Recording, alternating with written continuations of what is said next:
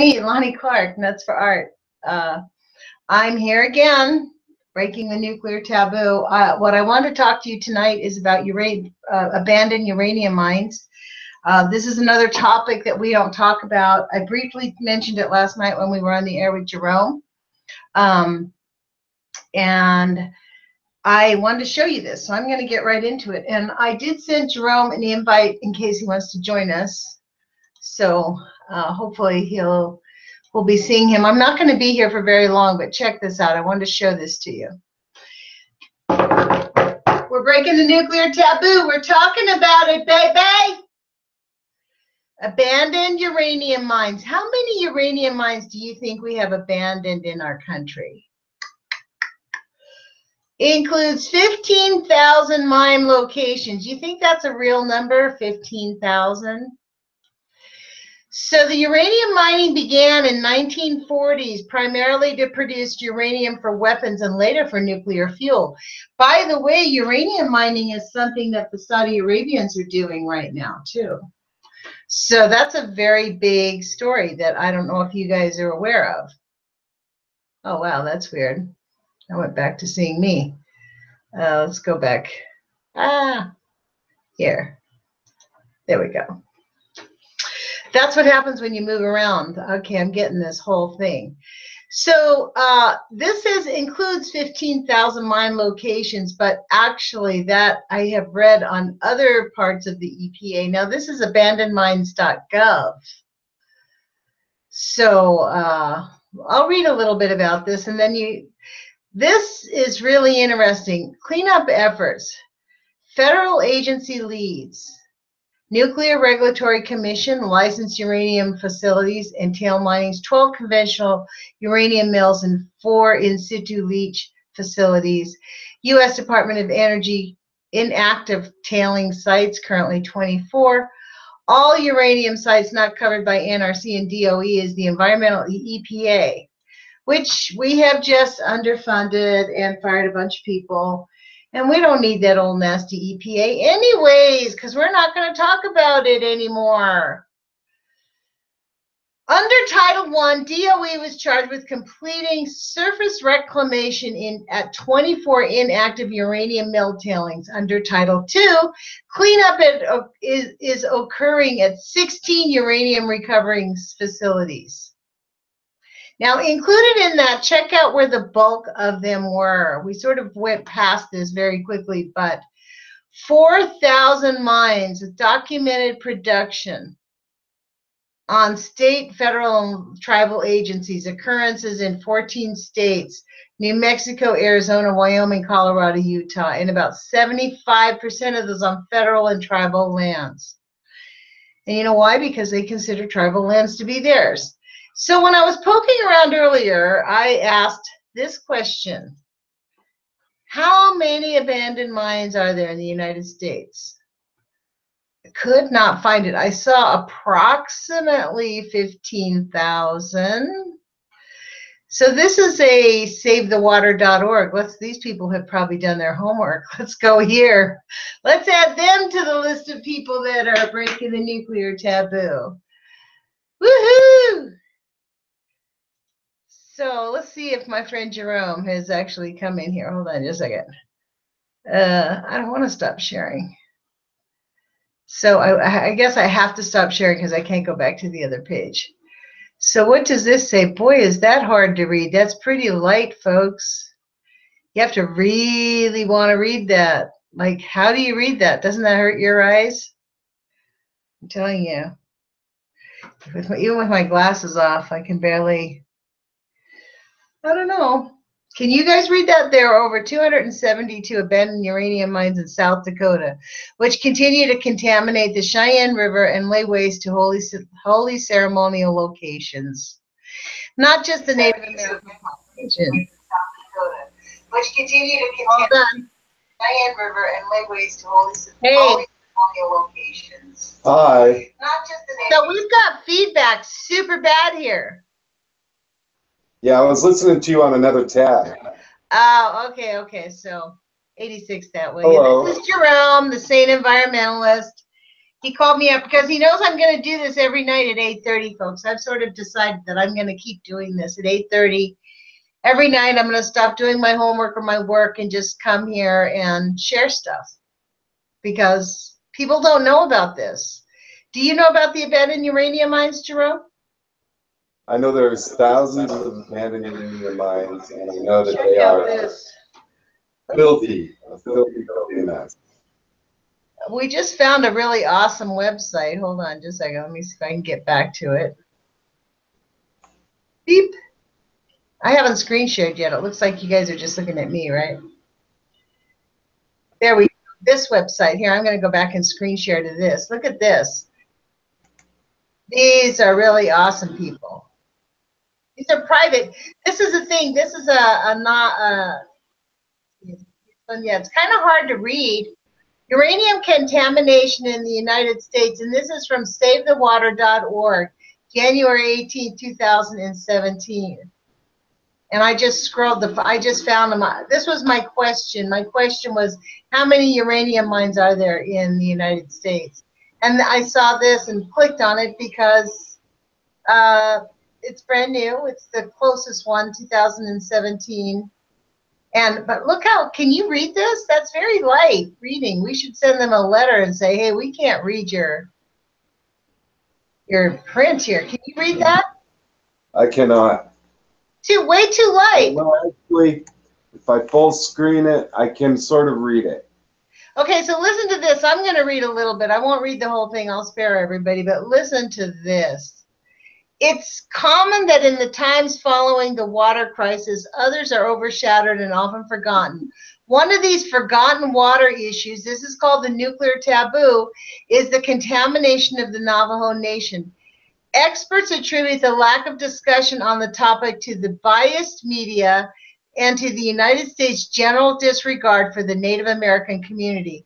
Well, I would add on to this statement the nuclear taboo. The fact that nobody ever talks about nuclear contamination. Since early 2016, indigenous protesters have begun a series of protests and events in order to expose the troubling pollution on Navajo land. Since the 1950s, uranium mining, coal mining, and coal-fired plants have been depositing harmful contaminants into Navajo water sources. Some of the significant issues include the Peabody coal mining in Black Mesa, pollution from radioactive tailings from Cold War uranium mining, and the 2015 Gold King wastewater spill. Even after the relocation of Four Corners regions, affected Native Americans still suffered from chemical contamination. Because they were relocated to Sanders, Arizona, uranium contaminants would seep into water sources in the Rio Puerto Roche. What's more, the Four Corners is known for its polluting coal-fired power plants. So this is so outrageous what they have done. Let's see if we can find... I've got one here from Scientific American that says that the EPA is currently embroiled in a massive effort to assess 520 open abandoned uranium mines all over the Navajo reservation. Yeah, but that's so... They say the forgotten people say that there's even more, even up to about 1,300. Yes, there are over this is on the EPA's website. Look at this. There are over 500 abandoned uranium mines on the Navajo Nation. This is really stunning. Check out this. They have this program, monthly selling program. I'm like, what's that? This is to clean up. In order to do any work to clean up the site, you have to submit a bid, selling a contract. So this tells you how to get the contracting going so you can clean up. And this is the objectives. This was hilarious. In 2008, 5 federal agencies coordinated a 5-year plan to address uranium contamination on the Navajo Nation, EPA, NNEPA. So Navajo Nation has its own EPA, NNEPA. It's got its own specific brand because it is seriously contaminated. So then what happened, the plan That's was updated in 14 to have a new 5-year plan. So they had one 5-year plan, and now they have another 5-year plan. But look at this contact list. This is freaking awesome. Agencies to contact with questions. This is a good place for you to start, because I know you'll love this. Uranium radiation on the Navajo Nation, resource list 2016. Because these are all sites, look at the phone numbers. Mines and structures, cleanup of chemical and radiological hazards at abandoned uranium mines, contaminated structures. I wonder what, this would be my question. If I had the time to call these people in the day, I would want to ask them, have we actually begun, what type of progress have we made? How is it, I mean, are they actually able to remediate the soil? And are they using mushrooms? Are they using cannabis or canif to remediate the uranium mines? Because a lot of times what they do is they just pour salt on it and call it good. Yeah, and they bury it. That's their Kind standard program. Check out this radon in your home kits. You could call up and get a radon in your home kit if you think you have radiation. That page, will you, Lonnie, please? Well, I'm going to have this link inside of the thing here. Good, thank you. Because this is the thing, I'm going to stop sharing. Let me do this so we can have a little chitty chat. How about that? Stop. Oh, you know what I wasn't presenting to everyone? I beg your pardon, you guys. I got to get better at this. So here, I'm going to show you all the links that we had before, because I was just blabbing away. So you can see them, but I need to remember to say share. I'm sharing with everyone. Here we go to EPA.gov, and you can look at the abandoned uranium mines from the Navajo Nation. And this is really the shocking plan, is the abandoned uranium mines. This is the resource list for the Navajo Nation specifically. But I'm sure if you lived in an area that was not on the Navajo Nation and you think you have radiation, you could probably call them and figure out where to go and what to do. Locations of regulated watering points. Wow. I mean, these people have had to do it. I bet you many of the Native Americans have become attorneys and scientists because they've just had to. Like that movie, Crying Earth, Rise Up. Have you seen that? No. Oh, man, it was awesome. Okay, so this is the Save the Water people. I want to go back to this so people can see it, because this is where they were talking about the uranium mines. And let me just put in here. How do I find it? How you can help? Scientific information. What's this? Scientific reports. Save the Water scientific reports. Everglades white paper, bioremediation white paper. Wow, look at that, by Frank Ramos. Bioremediation, bioremedial activities of microorganisms in polluted marine sediments is fundamental approach that must be considered to cost effectively restore the marine ecosystem. Wow, bioremediation is a really great way to go too. I don't know if you know much about it, but it's kind of the way to go. Yep. So these are the agencies. So check this out. Can you see this? I can. These are the federal agencies. The Nuclear Regulatory Commission takes care of 12 convention uranium mills and 4 in situ leach facilities. The Department of Energy deals with inactive tailing sites, currently 24. The EPA, which just had its budget cut massively slashed, deals with all the uranium sites not covered by the NRC and DOE. And then there's the land management agencies who you have to beg to go on their land to say, we're going to fix it. So this says that, now watch what happens. Look at this. This is these bastards. This is how they changed it. This was very different before the Trump administration, this page. But look what they've done now. EPA maintains a database. Now watch where the database goes. This is hilarious. You'd think we're going to come up to a database, right? And the little thingy up here says radiation protection. Yep. But is there any database that presents itself right here? I'm not seeing one. Yeah, not really. Looks You like kind of. Okay, so yeah, that's what I rad map. And most government sites, they or the information that they put out is like, there's nothing to see here, move on. Well, I mean, the thing is, in order to find it, you have to really dig. You have to really dig. Okay, radiation sources and doses. Is this going to tell us radiation basics? You want to see what they say here, what the old EPA is telling us now? Let's see what they say about it. Have you read this page? No. I haven't either. These are the basic information about dose. Background radiation. Okay, here we go.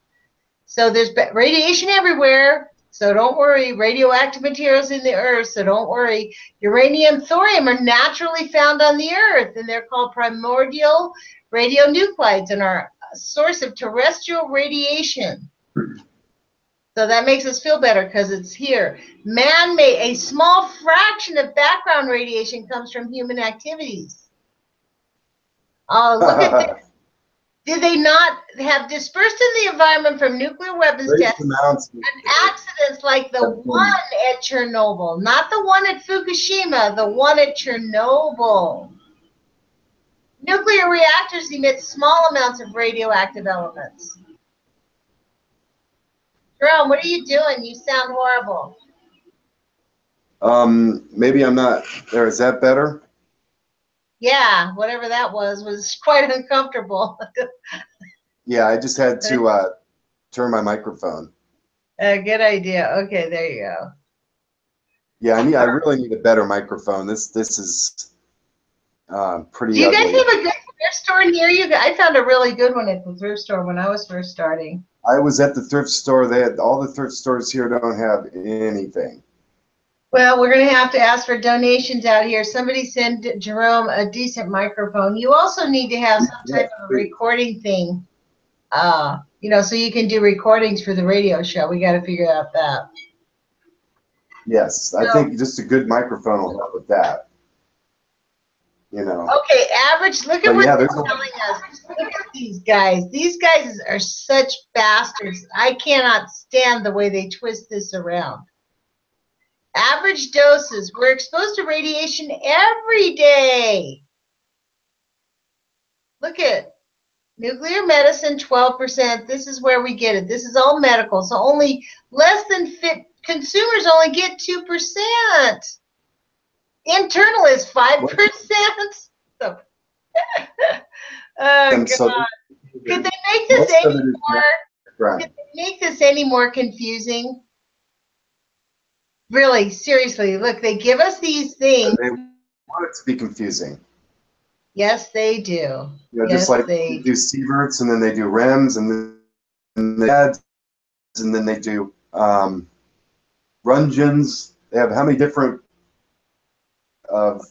radiation measurement? You know, instead of having one standardized category. Let's see what this report says. No, I don't want a hard copy. We don't want a hard. Oh, they're going to make us buy a hard copy. Look what these bastards do. To find out what it is, 125 bucks. Wow. Wow. Let's see if we can find some information. Basic criteria, epidemiology, and risk. Let's try that. See what that says. Program areas. Let's click on this. Let me make sure I'm sharing with everyone. You are. Okay, good. Oops. Where'd we go? Here we go. Nope. Criteria. Now, are they going to give us any real information? Oh, here's real human beings that make us feel good. Anybody we know? No. Bunch of liars. Nope. Biological effectiveness of photons as functional of energy. I mean, have you actually really, this is what I was thinking about. This is part of the nuclear taboo. This is really seriously the annoying part of it all. I'm going to stop sharing, folks. It's the fact, Jerome, your headset is super loud. The hissing? Yeah, put it on mute. How about that? I can figure. Yeah. That puts you on mute. And then when you want to talk, unmute it. That way, whatever set background's going on, and I'll do the same on my end too. Although, and then when you unmute, you just start talking. That's all. That's how you know. But the thing is, we've only got 10 minutes because I don't want these things to go longer than an hour. Better now? Yeah. Yeah. Now? Yeah. Yeah, that's better.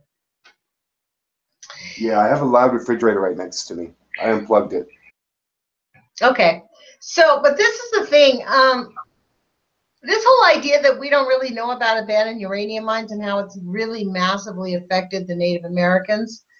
I know here in Oregon, up in Northern Oregon, really, their whole tribes have just been decimated, completely decimated, and it's completely from these uranium mines and abandoned uranium mines. Do you know where the abandoned uranium mines are in your little neck of the woods? Have you ever looked that up? In Arizona? No. Yeah. Let me look it up really quick.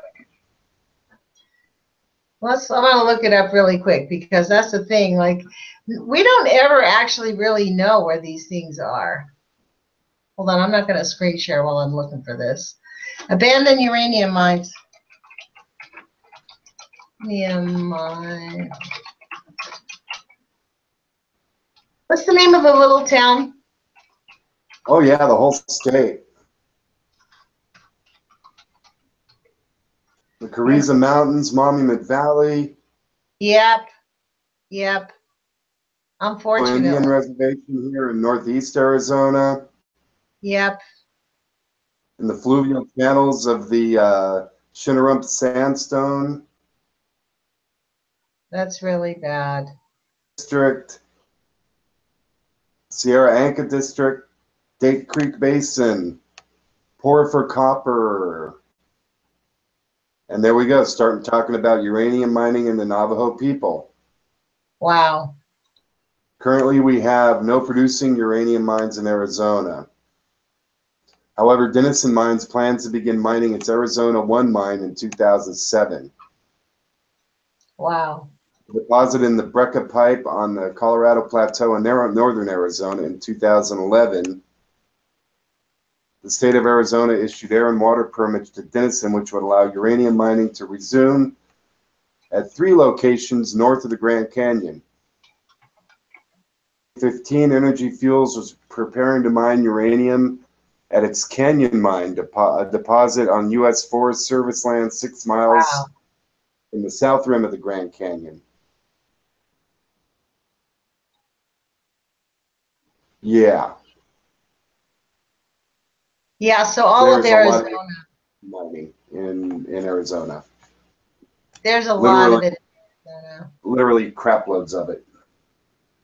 Oh my God. Good thing I got this new fancy water filter. That's true. Having a good water filter really matters. Fancy water filter. 10 stages. Did it work? Yeah, those are great. I'm going to need an adapter. So look, this thing, actually, that speaks to a lot of it. Do you know that you can filter out everything but tritium? Like, you can get out a lot of things, but tritium you cannot. Our water is tritiated. I mean, yeah, H3. H3 is hydrogen. Hydrogen bonds with oxygen to make water. So tritiated water is water, radioactive water. Pretty much forever. That's what it is, you know, and it's the only one they really can't get rid of. And so that's why the EPA allows it to escape from nuclear reactors unregulated. Allow it, yeah. Don't you love it that they allow it? Don't we feel grateful to them that they allow it? Yeah, too cheap to meter my ass. Yeah. What is the cost in human life of this industry? It's huge. Look, I'll tell you what, this is really, I have to say, I'm going to show you this. I want to show you these things. These are my homework that I have to read. I read these political science things, and they're talking about free trade and how free trade was really great, and now they're beginning to realize, free trade has a real cost that really harms everybody, and that really actually harms the entire economy. So maybe free trade isn't such a great idea. instead of fair trade, they dealt with free trade, you know, no holds barred. The whole idea behind liberalism is not like what we think about here in the United States of just having progressive ideas. That's not a liberal. A liberal is actually somebody who doesn't believe in any taxes, laissez-faire, government hands off. Nobody pays any taxes and the government doesn't tell us what to do. That's considered a liberal policy. Right. And that actually doesn't function, because then you get the free riders, right? You get people who like can't or won't produce, right? Or can't engage. And so there have this whole, this is what I have to write up actually tonight, this whole question of what do you deal with, how do you deal with the underproduction when there's a lot, like this guy is saying that basically the problem with our world economy right now has to do that nobody wants to be the leader. There's no clear leader, that the United States has lost its lead. And, oh man, I'm feeding back. Mute your thing. Mute my speakers? Uh-huh. But now I can't hear you. Oh, when you mute it, you can't hear me? Your lips are moving, but I can't hear you. We'll just have some feedback, I guess. We've got stuff, we can deal with it. Put my sound down, maybe that'll help. Yeah, maybe that will help. No, there's still feedback. When you hear the YouTube video, you'll see what I'm talking about. Well, I don't think it'll come across on the video. You don't? I think it's just that you can hear. No, because I don't hear any feedback looking at you. And I'm looking at what the video will be. Okay, well, we'll see. We'll see. Yeah. I hope you're right. It is annoying, you know, huh? Because if we do hear it when we listen to it again, I'm gonna figure out a way to send some type of a speaker or something so that you can participate and I don't get that because I'm super. Oh, I got an idea. Auditorily sensitive. Hold it. What if I put in headphones? That's probably. Then my speakers. We found it out. Let's try that. 1 minute before the podcast will end, but good idea. Now, do we have feedback? No. Da, da, da, da. Yay! We're so technified. Yeah! And we're exposing. We're gene-affiliated technification. See, this is the thing. We have to, this is why I'm going to do this every night. Because I think on YouTube, I want us to have a presence where we're just having a conversation about the fact that we live in the age of fission. Thank you, Thomas Ackermann, for thinking of it. He really is genius on that regard. He thought of this phrase, the age of fission. He's exactly right. And we are the first generation to really realize it. And the government's realizing it, but you know what they're doing? They're saying, oh, great, yeah, we're in the age of fission, so let's just don't count radiation anymore. Yeah, exactly. We'll just say it's all background. Yeah. You know, and, you know what I am going to do? The scary thing, Lonnie, is they're right. Tomorrow night, radiation in the earth. I'm going to have it's open nothing up. compared. Right. It's nothing. It's nothing. I'm going to do Dr. Chris Busby. He sent me a video with him testifying in Denmark. A lot of it is in Danish, but we can mute it, or actually the thing won't see it. He has lots of graphs and things that explains his new work. It's not controversial. It unequivocally states, as you heard in my interview with him, that the electrical wires attract, what do you call them? The elements or something. It attracts the radioactive nuclides.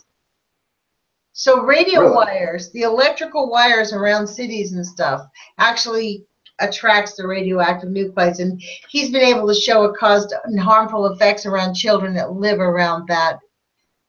I think I'm really anxious to hear the whole thing, but I'm going to go through and show this because it really does explain how it affects our children and how it affects our culture, and nobody pays attention to it.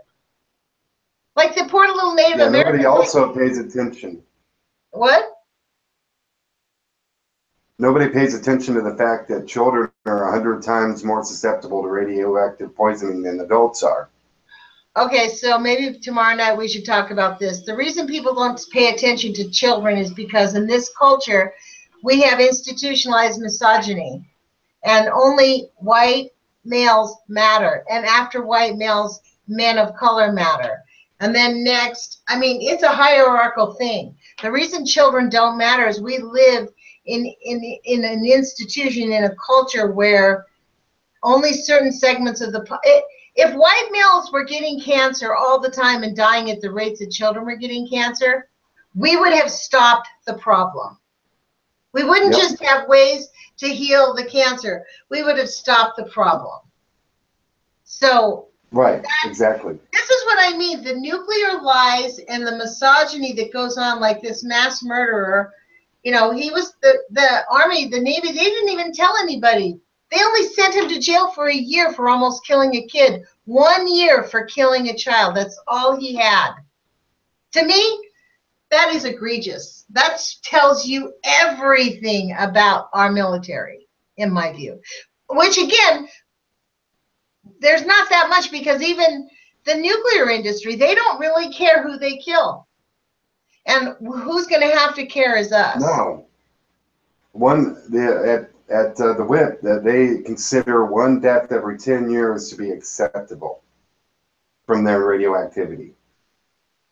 Literally, that is the level that they find one to be an acceptable level. If one person, yeah, and that's their legal standard they have to live to. So this is why the doctors twist like pretzels, denying that anybody has cancer or is harmed by it from there. Because outside of that, then it's outside of their norm, so they have to pretend like it's not really harming anybody. Exactly. God dang, man, that's annoying.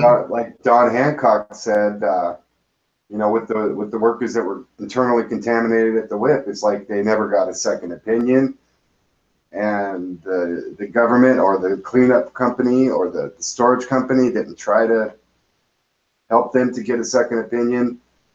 And there's no way to track it, because half of the 22 guys that were internally contaminated no longer work at the WIP. And so we don't know where they are or what's going on with their families, because you know they took that stuff home on their clothes, their shoes, etc.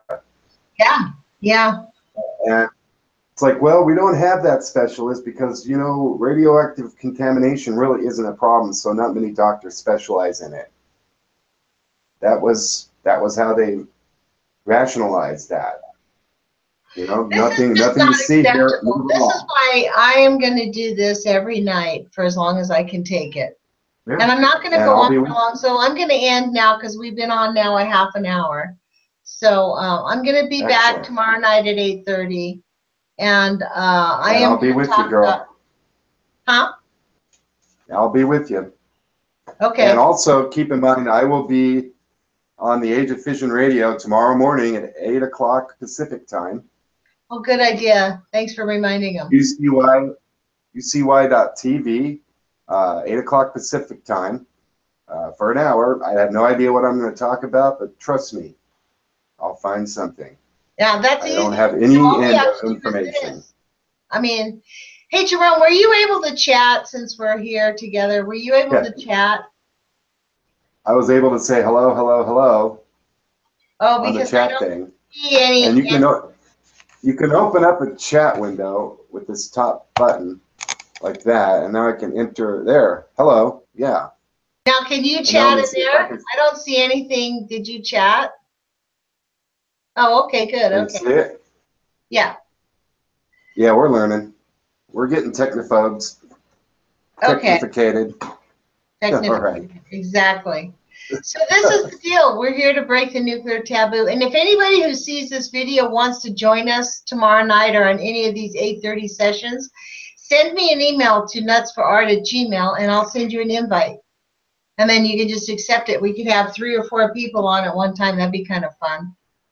I like that idea too. Yeah, we can just open it up to anybody who sees this. I don't know who will accept that offer, but they can. I am up live. I usually put it up at live 2 hours before at least. So even if it's like a last minute thing, you can send me, I don't know, maybe a notification, an email. I'll have to check the Gmail. I'm not interested in giving out my phone number. I don't think so. So anyways, Bye, you guys. You guys Put have your a good brakes night. on. Take some action. Do something and speak out. And it's really important that we call our congressman and tell him no to HR 3053. So Yes, and your local city council, everybody can get to listen to you. exactly. All As righty. many as you can call. Ciao. All right. Bye.